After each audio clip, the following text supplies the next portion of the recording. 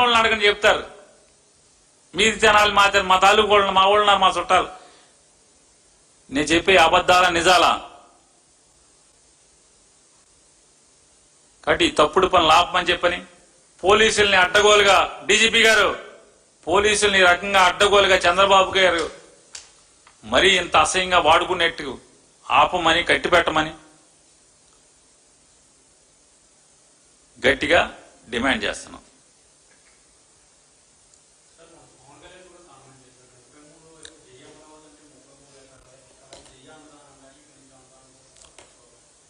Sir, Pawan Kalyan గారు ఈ ప్రభుత్వం కూలిపోతుంది, ప్రభుత్వం పతనమైపోతుంది అనేది గమనించాడు సార్.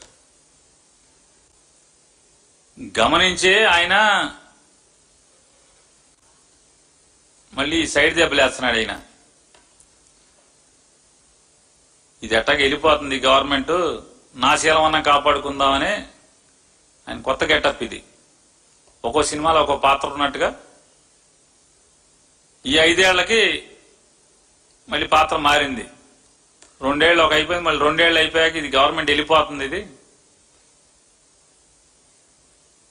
ఆయన ఏం చెప్తాడు? అమరావతి అనేది ఈ రాష్ట్రానికి నష్టం. ఆయన గమనించాడు. అమరావతి పేరుతో నారా చంద్రబాబు నాయుడు గారు మొత్తం దున్నేస్తున్నాడు, దోషేస్తున్నాడు అని చెప్పని ఆయన గమనించాడు పవన్ కళ్యాణ్ గారు.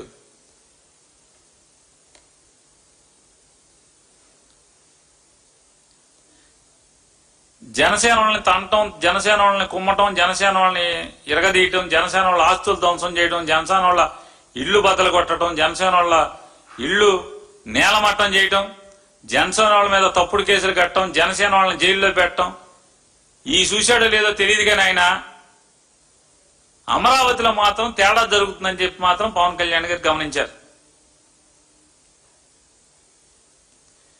గమనించి ఆయన జై అమరావతి అనబాకండి, జై అమరావతి అంటే 29 గ్రామాలకే జై అమరావతి అంటే, నిన్నటిదాకా ఏం చెప్పారు? రాజధాని లేదని చెప్పారు. ఇవాళేమో అమరావతి అనొద్దు, జై ఆంధ్ర అని అంటున్నారు. కేకులు కోయమన్నారు, అవి కోయమన్నారు, ఈ కోయమన్నారు ఢిల్లీ వెళ్ళి. సరే ఒకటే అండి, అది పవన్ కళ్యాణ్ అయినా ఎవరైనా నారా చంద్రబాబు నాయుడు అయినా ఆంధ్ర రాష్ట్రంలో ఉన్నటువంటి 5 కోట్ల జనం ఇది మాది అనుకున్న రోజు మాత్రమే ఏదైనా జై కొడతారు, దేనికైనా జై కొడతారు. మాకు సంబంధం లేదు, ఇది మాది కాదు అనుకున్న రోజు నువ్వు జైల్లో పెట్టినా, తన్నినా, తప్పుడు కేసులు పెట్టినా ఎవడో కూడా జై కొట్టరు.